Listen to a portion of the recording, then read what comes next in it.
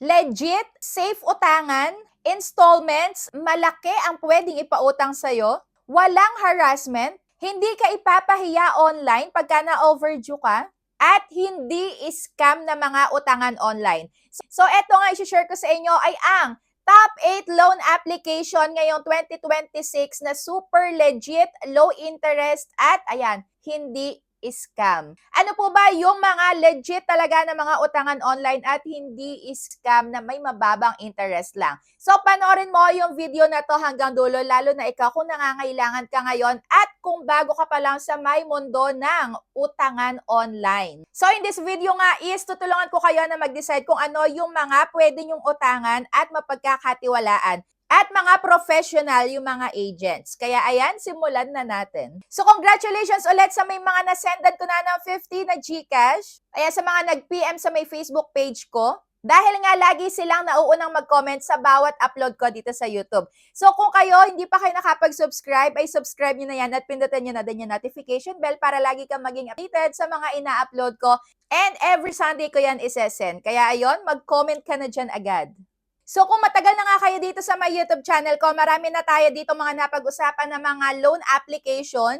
Pero hindi nga lahat is, ayan, super legit talaga. Meron at meron pa rin talaga na recommended pero still, meron ka ding matatanggap na mga pananakot talaga online. At isa pa, meron din tayo mga na-share last time na kukontakin talaga pati yung mga nasa may phone book mo kahit hindi mo sila inilagay as contact reference. O, di ba? Yun yung mga nakakatakot. So, eto, walang ganito dito. And kung nasubukan mo na din yung mga i-share ko, huwag mo kalimutang i-share ang experience mo dyan sa comment section para nga mabasa din ng mga ibang magta-try. So, sa may 8 na compilation natin, unahin na natin ang GCash. So, dito nga, meron pa din pala talaga hindi nakakaalam na pwedeng mangutang dito sa loob ng GCash. Yes, kung lagi kang user ng GCash, lagi mo yung ginagamit, ayan, pangbayad ng bills, send sa may other banks or sa may ibang tao, at in short, active user ka ng GCash, ay nako, baka hindi mo talaga alam pwede ka diyang makautang.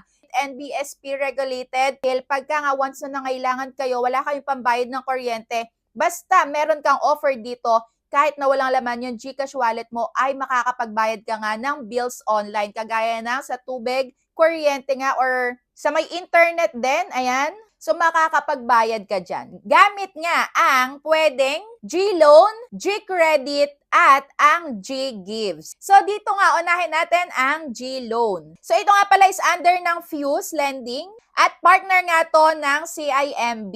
Dahil dito is makakapag-loan ka lang naman ng up to 125,000 pesos. O, di ba napakalaki? So, dito, hindi mo kailangang lagi-lagi kang nag-loan dito sa may G-Loan para mas tumaas ng tumaas. Dahil sa may experience ko, kahit na palagi ako dito nag-a-apply ng loan tapos nagbabayad ako, nag-a-advance ako, naaapektuhan din pala yung aking credit limit dahil doon. So, mas okay pala dito sa kanila. Mas tingin ko, mas gusto nila yung talagang nagbabayad ka doon sa may pinaka-due date mo and madalang ka mag-loan sa kanila. So, ayun, mas tumaas yung credit limit no sa may husband ko nga dahil ganun yung ginawa niyang way. So, ako pa ulit-ulit pero napakatagal tumaas ng aking credit limit. So, ayun, pwedeng iwasan natin yung sobrang agang magbayad, 1 day or 2 days pa lang, super advanced payment na tayo, no? So, wag naman ganon. So, ito naman yung interest nila.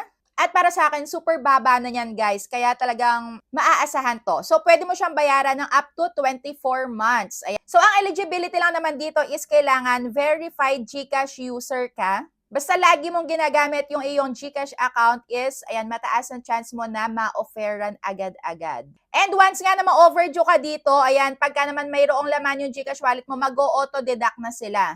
At asahan mo naman yung mga reminders. So, hindi sila masyadong marami sa may text, mas madami sila sa may calls and sa may email. So, yun yung mga i-expect mo dito once na ikaw ay ma-overdue. Pero, ayan, kung ako sa inyo, ingatan nyo yung account nyo dito dahil ayan, super legit to at maaasahan. Minuto lang mapupunta na agad sa may GCash wallet mo yung ilo-loan mo. At ang next na nga natin ay ang G-Gives dahil dito pwede ang buy now and pay later. Kung meron kang gustong bilhin na gadget na kailangan mo talaga is why not gamitin mo yung credit limit mo dito lalo na kung may offer ka na hindi mo pa alam. Kaya i-check mo na ngayon yung iyong GCash account or yung G-Gives, G-Credit at G-Loan at i-activate mo na yan. And dito pala is pwede ka ding makatanggap ng 0% interest dun sa may merchants na gusto mong i-avail itong G-Gives mo. And yung installment nga pala dito is pwedeng 6 to 24 months. So ito is for shopping, ayan, for installment na loan.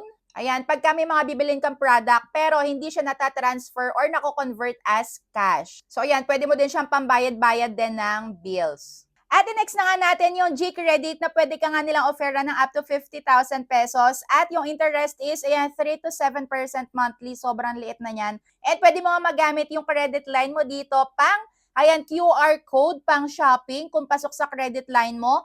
And pagkuha ng mga government services, kagaya nga din ng NBI clearance, pagkukuha ka online, pwedeng yan yung ipambayad mo and gawin mong pay later. O diba, bongga? So pwede rin pambayad ng bills yan. Kaya, kung wala ka ding laman sa may GCash wallet mo, pwedeng yan yung ipambayad mo, kagaya ng ginagawa ko din. At ang next na nga natin ay ang Maya Personal Loan. So ito makikita sa loob ng Maya, ito lagi kong nire-recommend sa inyo. So sa mga bago pa lang dito, ayan, lagi kong nire-recommend yan. Ewan ko kung nakukulitan na sa akin yung iba, pero bakit naman hindi natin i-recommend, diba? Bakit hindi natin laging share sa may mga ginagawa nating video, lalo na kung may mga bagong nakakakita na makita nga nila eto ay legit pala. So, yun yung mas masusubukan nila. Dito nga sa may Maya, ay naku, napakabongga. Ang laki ng pwedeng ipaloan dito. Sa unang try ko, guys, 15,000 pesos agad yung na-offer sa akin. And syempre, niloan ko din yon at installment. So, bakit 15,000 pesos agad-agad? Dahil yon ang minimum nila. Napakabongga, di ba? Unang try, 15,000 pesos agad.